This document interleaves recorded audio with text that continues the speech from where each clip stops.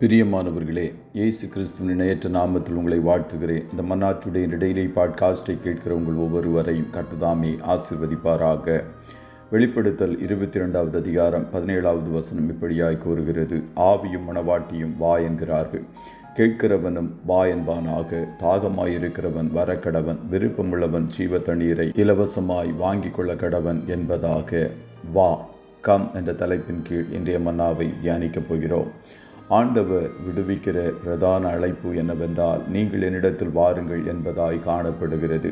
இந்த வசனத்தில் குறிப்பிடப்பட்ட இரண்டு முக்கியமான வார்த்தைகள் தாகம் உள்ளவர்கள் மற்றும் விருப்பம் உள்ளவர்கள். ஒரு வனாந்திரத்தில் அதிகமான வெப்பத்தில் 2 அல்லது 3 நாட்களுக்கு தண்ணீர் கிடையாமல் இருக்கும் ஒரு மனிதன் எவ்வளவாய் தாகமாயிருப்பான் என்று யோசித்து பாருங்கள். அப்படிப்பட்ட தாகம் உள்ளவர்கள் இந்நாட்களில் எழும்ப வேண்டும்.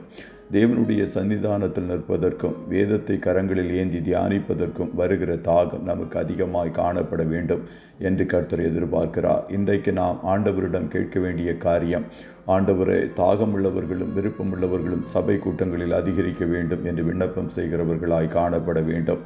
தாகமுள்ளவன் மேல் தண்ணீரையும் வறண்ட நிலத்தின் மேல் ஆறுகளையும் ஊற்றுவேன். உன் சந்ததியின் மேல் என் ஆவியையும் உன் சந்தானத்தின் மேல் என் ஆசீர்வாதத்தையும் ஊற்றுவேன் என்பது கர்த்தருடைய வாக்குத்தத்தமாய் காணப்படுகிறது.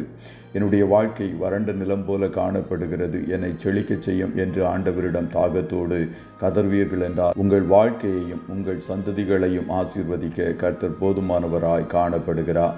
எருசலேமில் 8 நாள் கூடார பண்டிகை நடந்து கொண்டிருந்தது. அங்கே வந்தவர்களின் கூட்டம் ஏராளமாய் காணப்பட்டது. வந்த ஜனங்களிடம் கொண்டாட்டங்களுக்கும் சடங்காச்சாரங்களுக்கும் பற்றாக்குறை இல்லை. இன்றைக்கு சபைக்கு வருகிற ஜனங்கள் அநேகரிடம் இருக்கிற சுபாவம் என்னவென்றால், கடமைக்கென்று வர வேண்டும், சபை மக்களிடம் பொழுதுபோக்கிற்காக வெளியே செல்ல வேண்டும் என்றே காணப்படுகிறது. பண்டிகையில் வந்தவர்களுக்கு ஆவிக்குரிய போஜனமும் மகிழ்ச்சியும் கிடைக்கவில்லை. இதை நன்கு உணர்ந்த இயேசு பண்டிகையின் பிரதானமான நாளில் சத்தமிட்டு கூறிய வார்த்தை என்னவென்றால், ஒருவன் தாகமாயிருந்தால் என்னிடத்தில் வந்து பானம் பண்ண கடவன் என்று கூறினார்.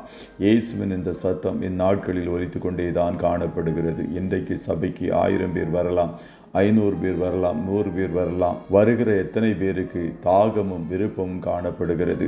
1000 பேர் வருகிற சபை என்றால் அதில் 100 பேர் தான் தாகமுள்ளவர்களாகவும் விருப்பமுள்ளவர்களாகவும் இருக்கிறார்கள் என்ற நிலை மாறி வந்தவர்கள் எல்லாரும் தாகமுள்ளவர்களாகவும் விருப்பமுள்ளவர்களாகவும் இருக்க வேண்டும் என்ற ஜெபமே நம்முடைய ஜெபமாக மாற வேண்டும். நீதியின் மேல் பசிதாகம் உள்ளவர்கள் தான் பாக்கியவான்கள். நீ என்னிடத்தில் வா என்கிற ஆண்டவருடைய அழைப்பில் பங்கு கொள்ள திரளான தாகமுள்ள ஜனங்களையும் விருப்பமுள்ள ஜனங்களையும் கர்த்ததாமே இந்நாட்களில் எழுப்புவாராக. கர்த்ததாமே உங்கள் ஒவ்வொருவரையும் ஆசீர்வதிப்பாராக. ஜெபம் செய்வோமா? நல்ல தகப்பனே, உம்மை நன்றியோடு துதிக்கிறோம்.